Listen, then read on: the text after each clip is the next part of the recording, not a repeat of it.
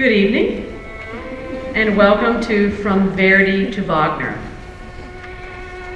Opera is an art form that I grew to understand and to appreciate only later in life.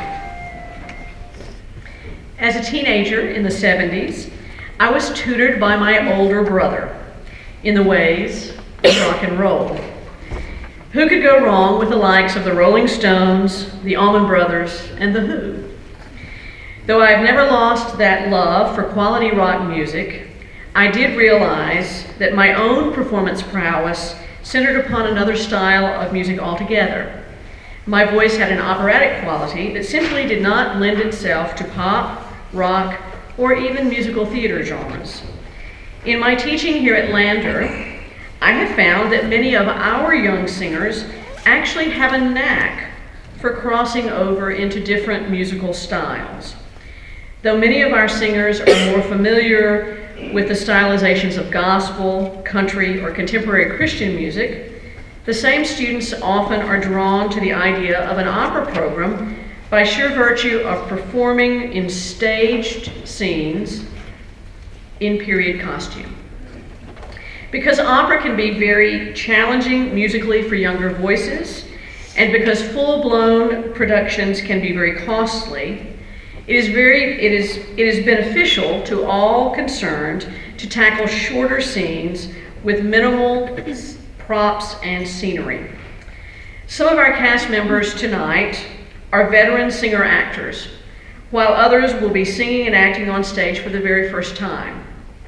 The unfamiliarity of the works by composers from other centuries may have you, as a first-time opera audience member, feeling a bit uneasy and out of place. Rest assured that tonight's performance is meant to be an educational experience for us all. It is our hope that you will support our valiant efforts to bring both the serious and the comedic elements of opera to life.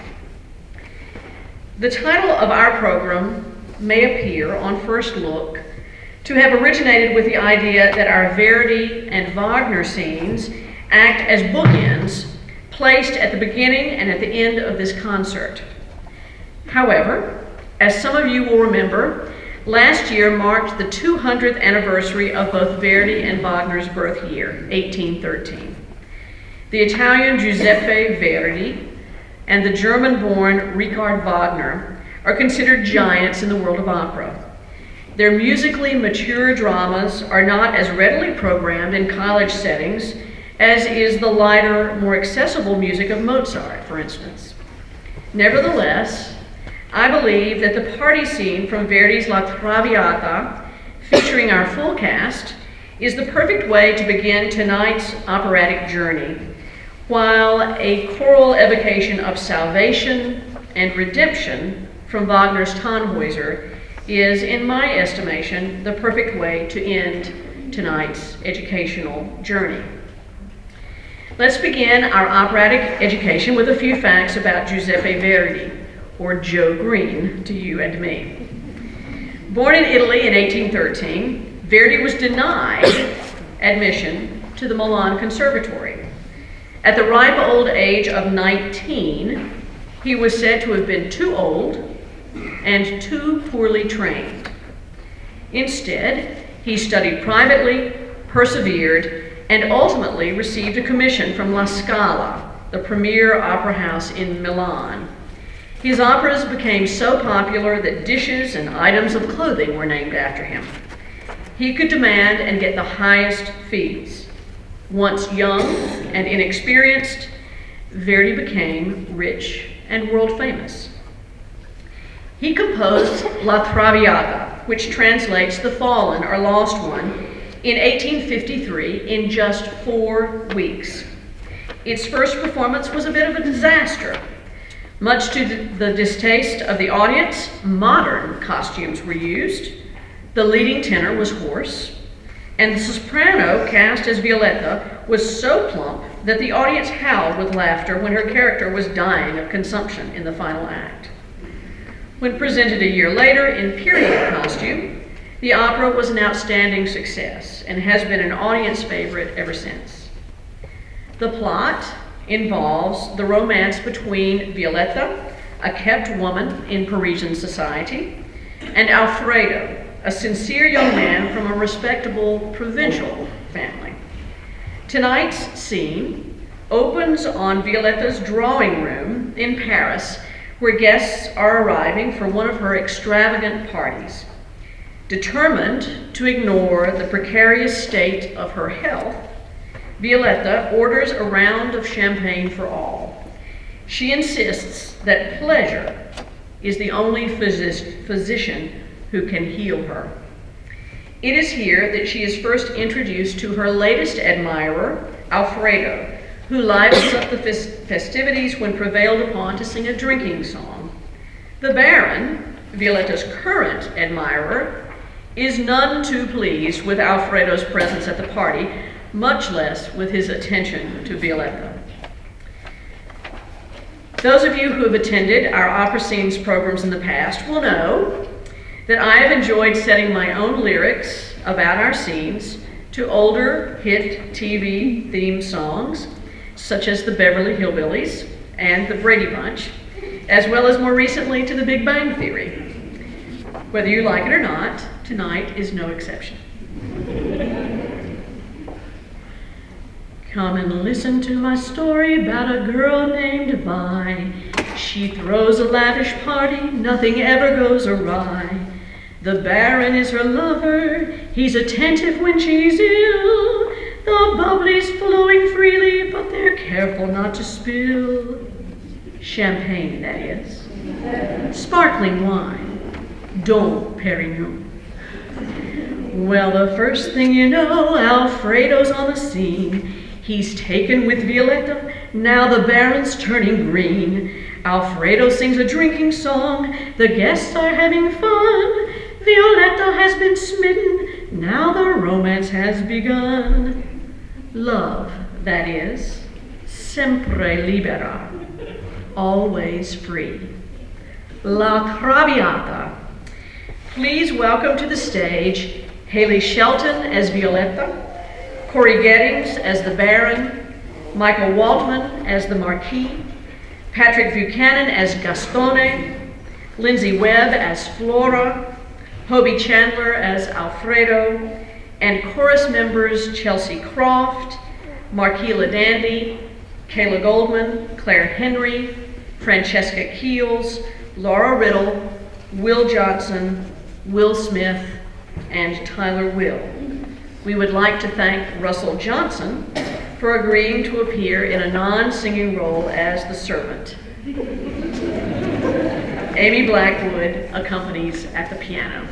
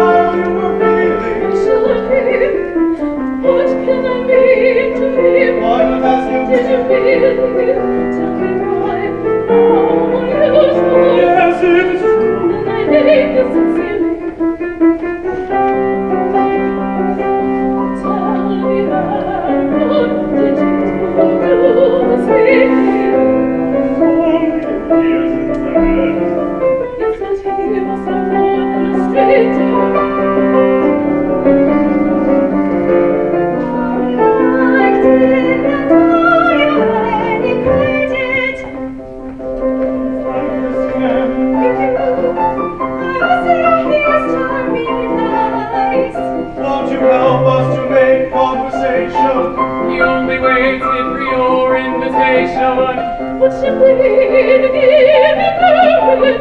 Yes, to drink to my beautiful hostess. We join you in hell to the road. For we all are so gaily together, fill the barren of light with a song. Then will you? It's the drinking song. Just know I'm not inspired, but we all love to hear you. Would it please you? Yes, then I'll sing. Your attention. Let us all hear his song.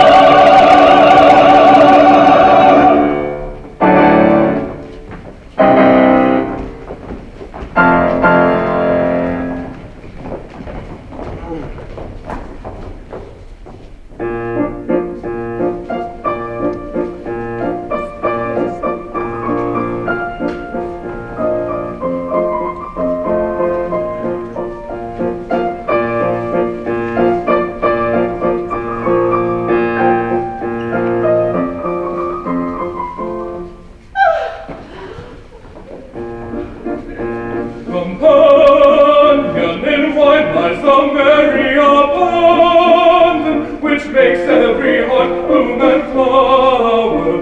Its magic enhances the fleeting hour. We taste it with eager delight. In wine lies joyous ecstasy. It mellows hearts to surrender. Amid this festival splendor, we sense its tempting height. Companions, in wine you'll find love and happiness. Let us enjoy it tonight. Let us enjoy it tonight. Let's enjoy him tonight. I share in the spirit of love and friendship, in waters of believing. Life has no meaning and is not worth living, not for pleasure alone. So come into your happiness in breathless crowded hours. Oh, love like tender flowers, as sweetly dead and warm. Amen. Don't waste this alluring of heaven, when this tremble and look till dawn. Amen. Don't waste this alluring occasion, let's all spend a night of enjoyment. The friends are congenial, the wine is delicious. Let's revel and drink till the dawn. We live in love for pleasure, Until we love sincerely, most reflectingly, and one that I believe. Companions, don't waste this alluring occasion. Let's all spend a night of enjoyment. And friends are congenial, the wine is delicious. Let's revel and drink until dawn. Let's laugh and drink, let's drink until dawn. Let's laugh and drink, let's drink until dawn. Let's enjoy and drink until the dawn.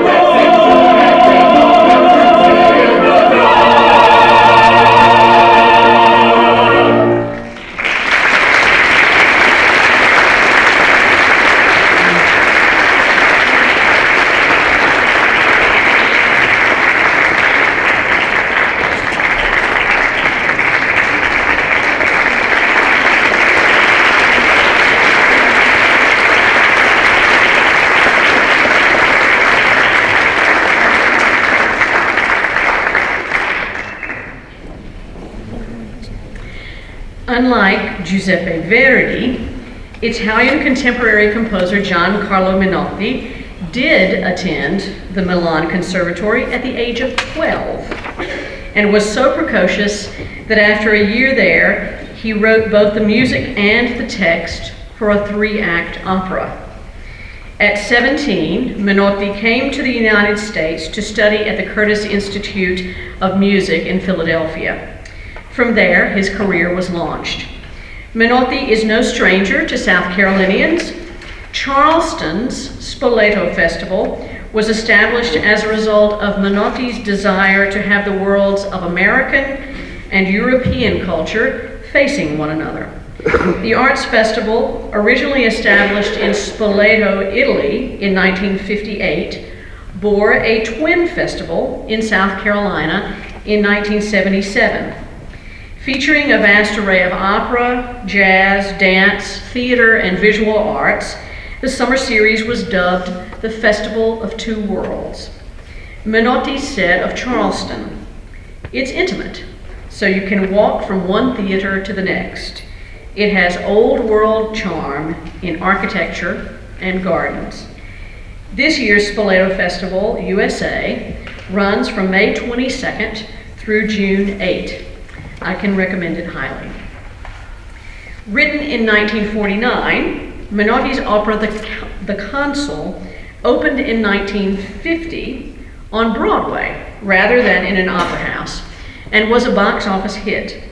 It garnered Menotti not only the New York Drama Critics Award, but more importantly, a Pulitzer Prize. The Consul was produced in a dozen countries in 8 different languages, and it was the first opera written and first produced in America to be performed at La Scala in Italy. The action of The Consul takes place in the present time in an unspecified European country. John Sorrell is a political protester on the run from the secret police. He tells his wife Magda to go to the consulate to apply for a visa to leave the country. He will then cross the border when she, their child, and his mother are safe. Magda waits and waits to see the consul. In the meantime, her child and mother-in-law have died. Magda learns that John is coming back for her, but she urges the messenger that there is no reason for her husband to return. John is subsequently captured as he risks his life to reunite with her. The despondent Magda turns on the gas in the oven and is already dead when the phone rings with information about her husband's capture. Let us focus on the specifics of the portion of The Consul to be performed this evening. Having attended a regular meeting of revolutionaries, John is chased on foot and shot by the police. He seeks refuge in his apartment, where his wife and mother hurriedly bandage his wounded leg and stow him out of sight in the upstairs loft. We cut into tonight's scene as the secret police have just searched and left the Sorrell home without finding the hidden John. John's mother appears frightened and traumatized, checking the window to make certain that the police are gone before Magda brings John forth. The cries of a neighbor whose husband is being taken away are heard. Though Magda is fearful for her husband, she listens as he explains that she must go to the consulate to obtain a visa. He will communicate her through Asan, the glass cutter. John asks to have one last look at his sleeping child, after which Magda pours forth the main theme of "Now, O lips, say goodbye." John and his mother add their voices one at a time to fill out the poignant trio. John leaves, unaware that he will never see his family again. Marquila Dandy plays the role of Magda, Lindsay Webb portrays the mother, and Will Johnson sings the part of John Sorrell. Amy Blackwood recreates the orchestral score at the piano.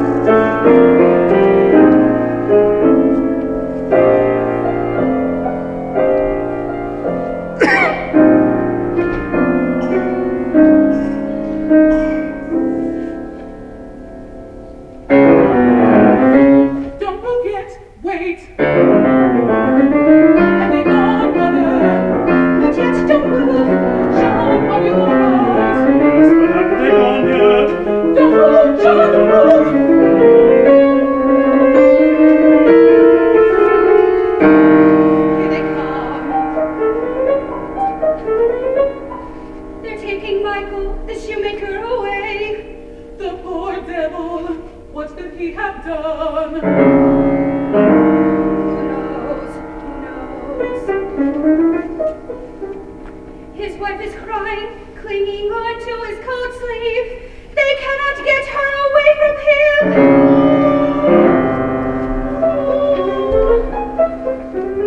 Oh, I cannot look any longer.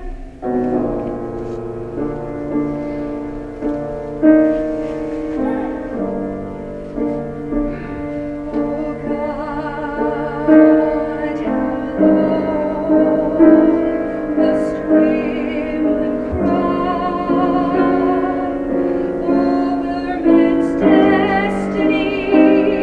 Have pity on man, this bit of clay wet with women's tears.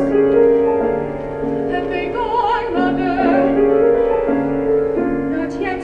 Wait. Don't move. Yes, they have gone.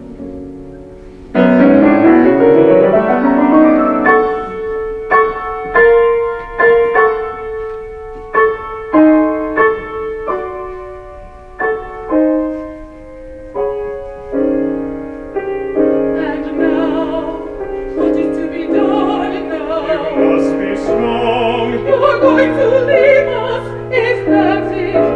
Yes, Where will you go, my love? Where will you go?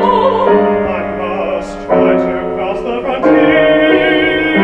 Cross the frontier, but when? Tonight, Tonight! Oh, John, no! Not tonight, John, please! Where will you go tonight, leading and leading? tomorrow may be too late. I must not lose this chance. To wait is to betray my Look at your feverish eyes, they'll burn in the darkness and signal to your agony. This is my only chance to go before the hunter's net is laid, to hide my path and keep the goals unknown until the work is done. No, wait, John! Not tonight, John! No, John! Mother, please, don't let him go.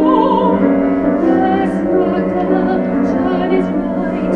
He must go now. But God will join us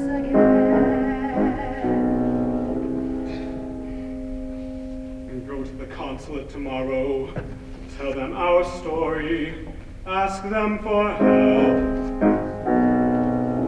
Tell them what I've done. They will not bolt their doors to my wife and my mother and my little son. But who shall I call for help if all should fail? No one. You must not ever call on my friends.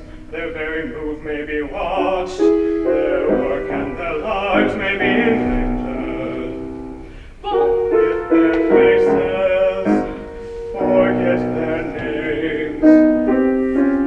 But how shall I know where you are? Who bring me news of you? Listen carefully. When a child on the street throws a stone and breaks this window, that will be a signal. Call Hassan, the glass cutter, and ask for Andrew Payne. He'll bring you news of me. Let me kiss my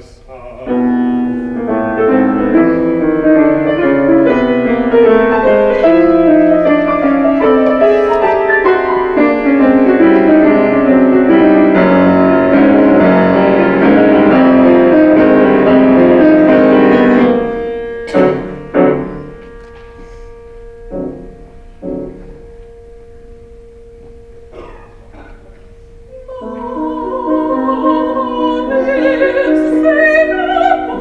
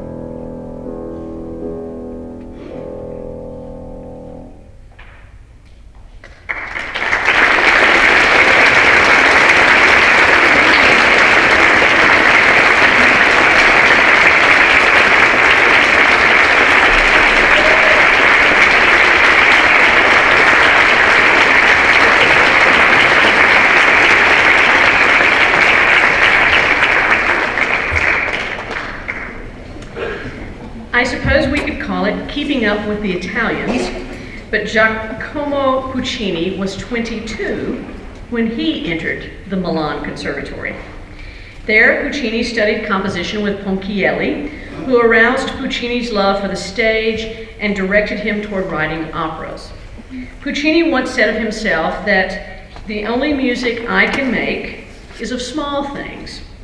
What he meant was that he was never intended by his talent or temperament to produce works in a large design or ambitious in artistic purpose in the manner of Verdi and Wagner. But if his world was comparatively a small one, he was its lord and master. In the writing of dramas appealing to the heart, filled with tenderness and beauty, he had few equals. His best operas brought to a culmination the movement known as verismo, in which the problems and conflicts of everyday life are treated realistically. La Bohème centers upon the little joys and sorrows of several Parisian artists. The opera has no big scenes, the action never gets involved, and there are no breathtaking climaxes. Puccini's concern is for his characters. Frequently, the main arias serve to throw a light on the characters who sing them. Throughout the opera, these recurring melodies are subtly changed to produce new insights into the characters' personalities. The naturalism of the story, combined with the restraint and tenderness of Puccini's music, makes for a poignant human drama. Tonight's scene begins after poet Rodolfo has just decided to use his unpublished document as kindling for the fire in the stove. Painter Marcello and philosopher Colline needle him about his fiasco of a manuscript that literally has gone up in smoke and disintegrated. Musician Schonard bursts through the door, his arms laden with firewood, burgundy wine, cigars, groceries, and money. He weaves a tale about a singing lesson in which he is directed to keep teaching until a pet parrot expires. Schaunard outwits his patron by feeding the bird a bit of poison. The bird dies, the lesson ends in good time, and the Bohemians are richer for it. No sooner have the artists begun to enjoy their spoils when there is a knock at the door. Benoit, their landlord, has come in person to collect unpaid rent. The friends ask Benoit to join them in a drink and proceed to play up to him by talking about his romantic exploits. Once Benoit has confessed to extramarital improprieties, the Bohemians gasp and send him reeling out the door, minus any rent money. The scene ends as they laughingly send their regards to his wife. It is a wonderful thing here at Lander to be able to program a scene involving 5 male singers. It is also gratifying to know that a retired colleague would jump at the chance to recreate a role that he himself played as a college student. We are fortunate that Dr. Paul Criswell, Professor Emeritus of Music, agreed to sing and act alongside our student musicians tonight. But first, a song. It's a story of starving artists who were living in a garret in Paris. Poet, painter were their trades, and one musician, then there's philosophy. It's a story of a music lesson which involved a bird of British pedigree. Poison did the parrot in, the lesson ended, and Schaunard got his fee. Till the one day when the landlord came a-calling, and they knew that they must ply him with some wine, and the rent was suddenly forgotten. Time to go out on the town to drink and dine. Bohemians, Bohemians, far from rich, but with souls of millionaires. Dun, dun, dun, dun, dun, dun, dun.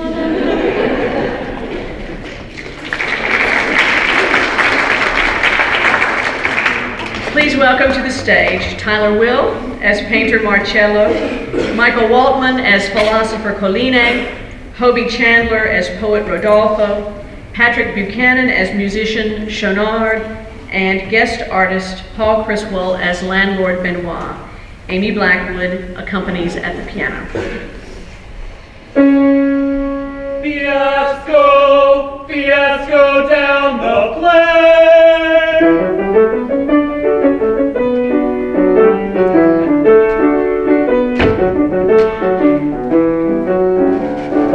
Burgundy, cigars, cigars. The notes as if we celebrate this Christmas after I herewith provide us with all the golden finest. We're rolling in money, they're not very funny. You stupid, look closer. You notice this man to His Majesty's bountiful grace. My King Louis Philippe in a lowly place. That was here, this gold here, or better silver, has quite a striking story. My stuff here, poor fellow, he seems a rich English peer. Required a musician. Oh, let me read the festivities. Here. I made my entrance. I asked him how about it. When shall we start the lesson? I made my entrance. I asked him how about it. When shall we start the lessons? He answers right away. Look here, says he, and points to a parrot in a cage. Just keep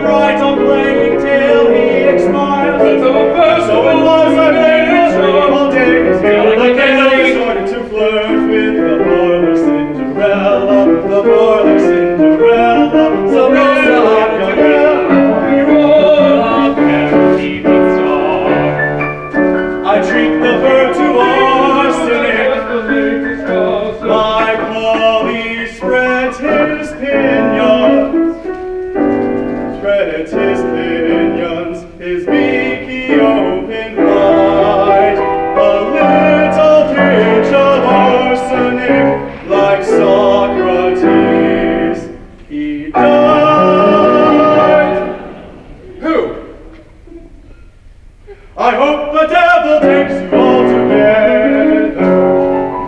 What are you doing? No! All these provisions we'll put inside our larder. They will be welcomed when the times are harder.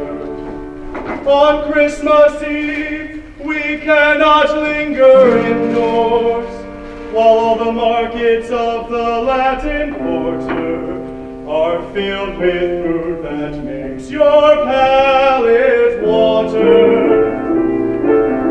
When the aroma of baked apples deliciously pervade the alleys, where all the young girls merrily are singing Christmas carols through the night, student following her footsteps.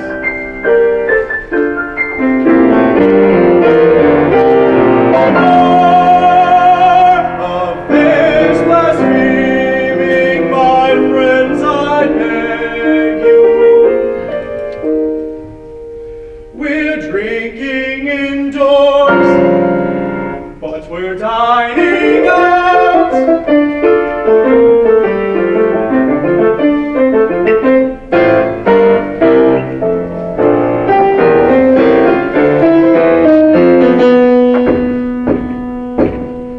Permit me, who is there? Then what?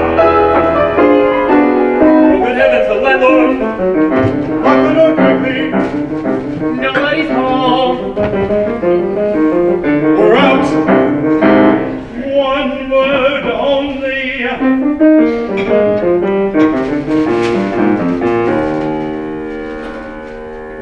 One word.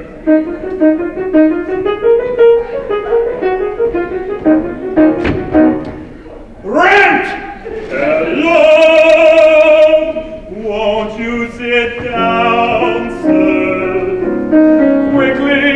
Oh, please don't bother, I only see to the tree. Another.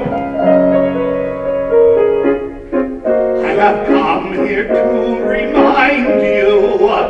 Yes, I know it. And therefore, let's have another. Oh, thank you. A toast, here's to Mr. Benoit.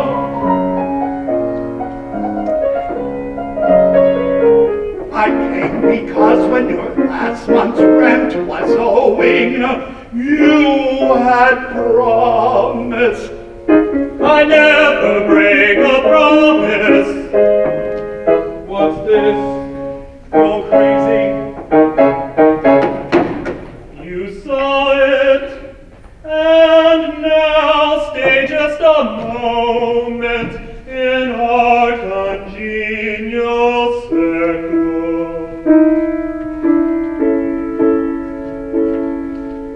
Tell me how old you are, dear Mr. Benoit. How old, for heaven's sake? Our own age, more or less. Much more, very much more. You'll remain again Sunday evening at a certain tavern. You were seen making love. No one else. With my own eyes I saw you admit it. It's true, but such is woman. Oh, darling. Wrong rascal. He's the smart one. Seducer. You should see her. What a woman. He's an expert. Let go with youthful fire. He returned her ardent kisses. I'm old, but don't shout it. He answered her caresses.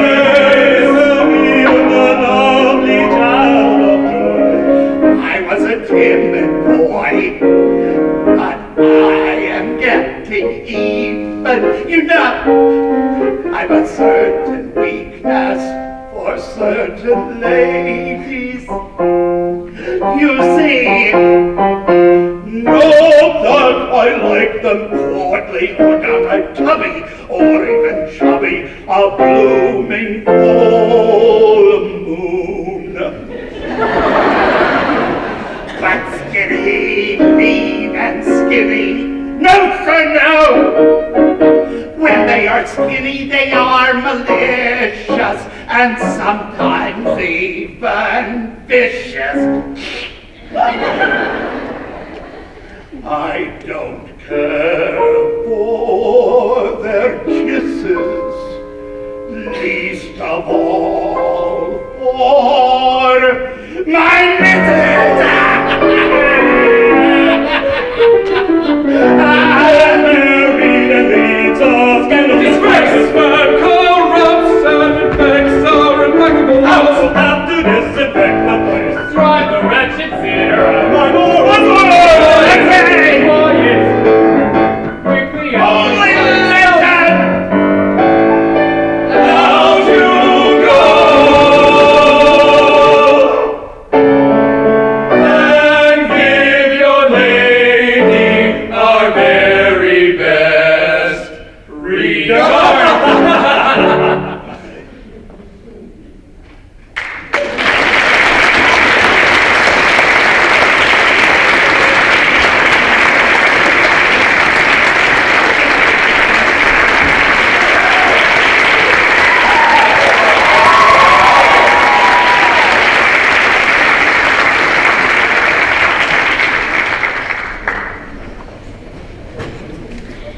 Mozart's genius was evident at an early age.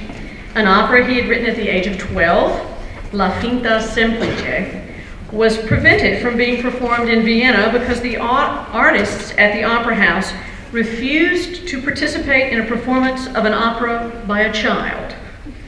His father, Leopold, was given to exhibition of Wolfgang and his sister Nannerl by exploiting their musical talents during years of touring.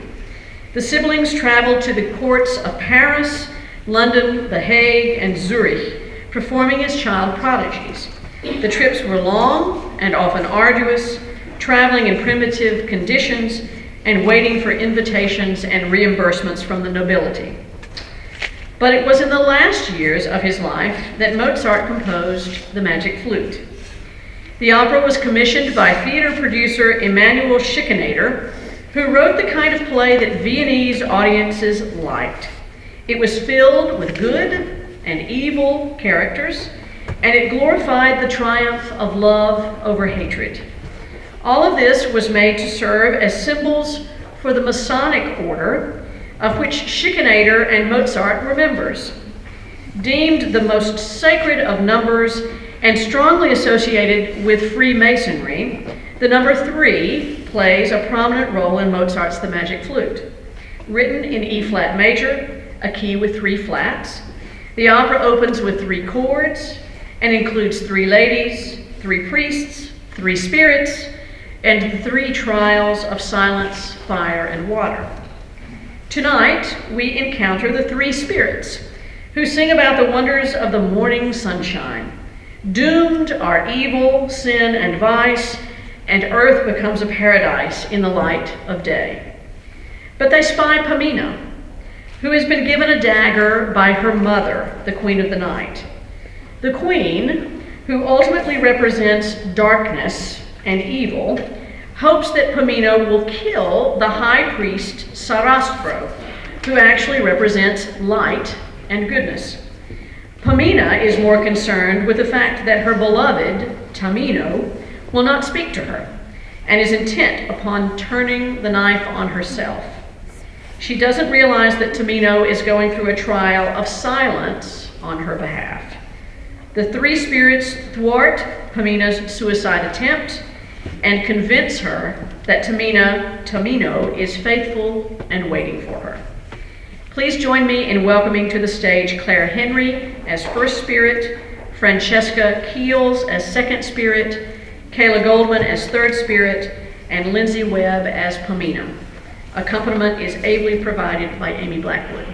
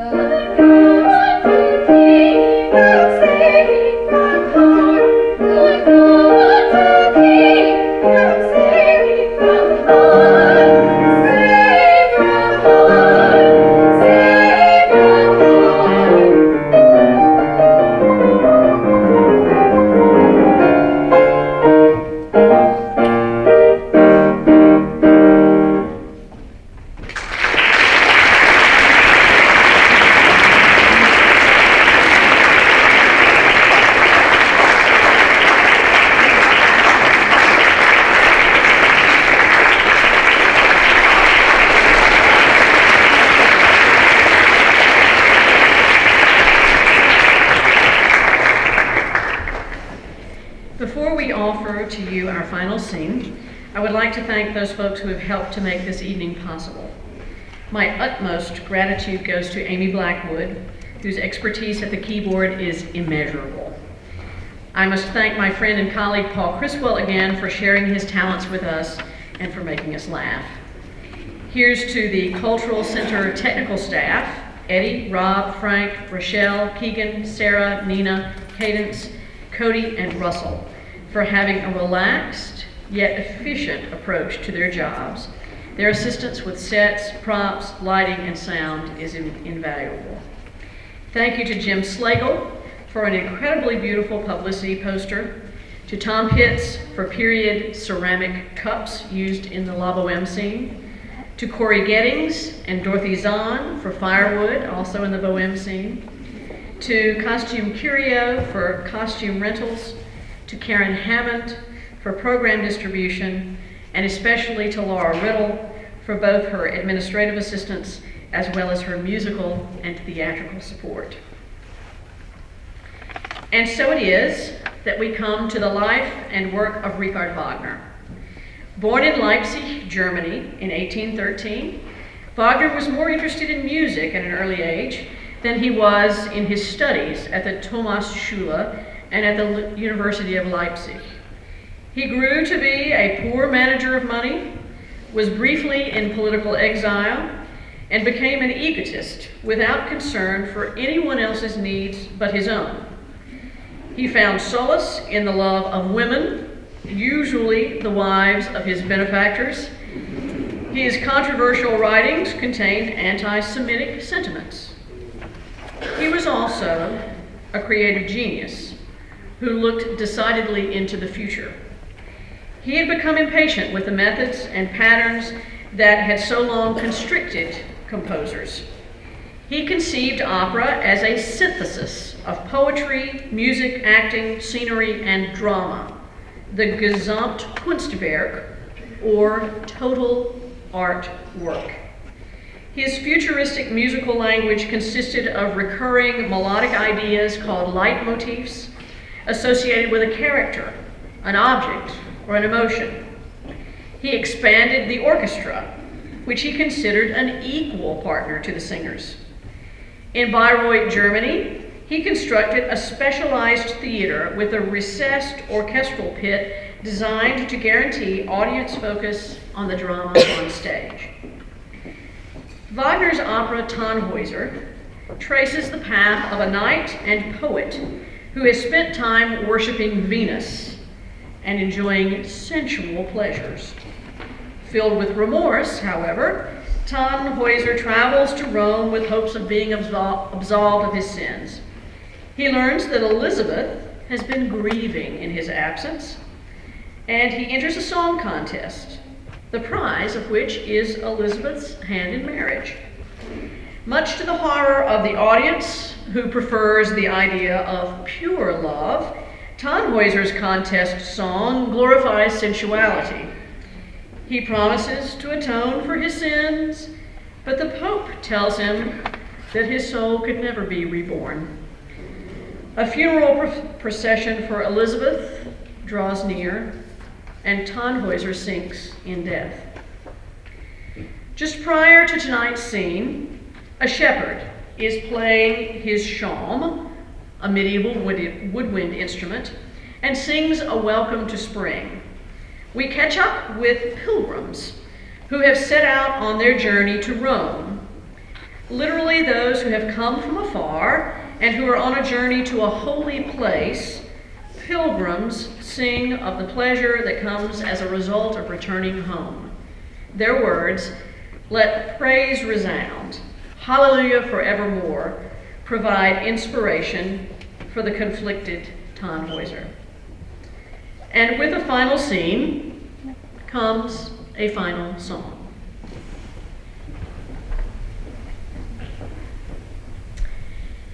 There's a German composer whose Gesamtkunstwerk was the rage back in the 1800s in a town Bayreuth.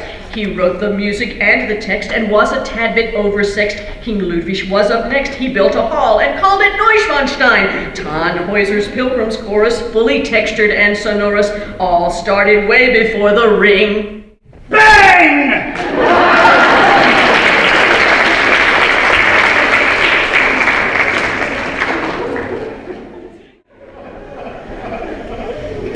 In my opening remarks, I admitted that opera was not necessarily a part of my musical life during my teen years.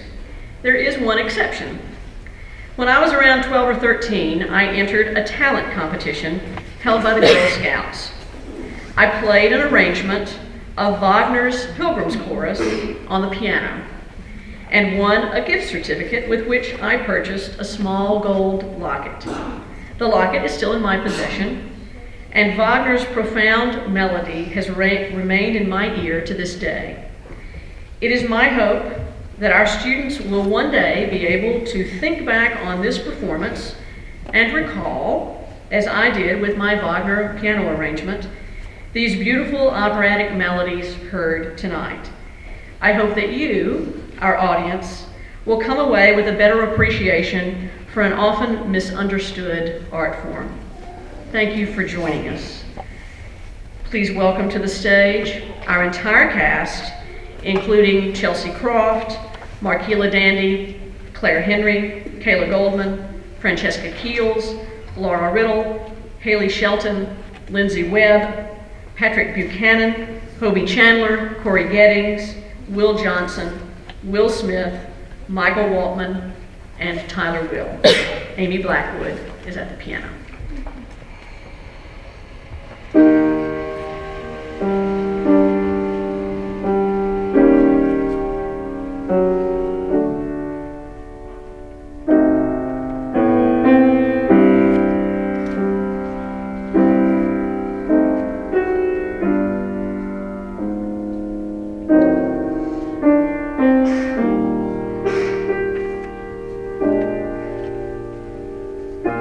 It's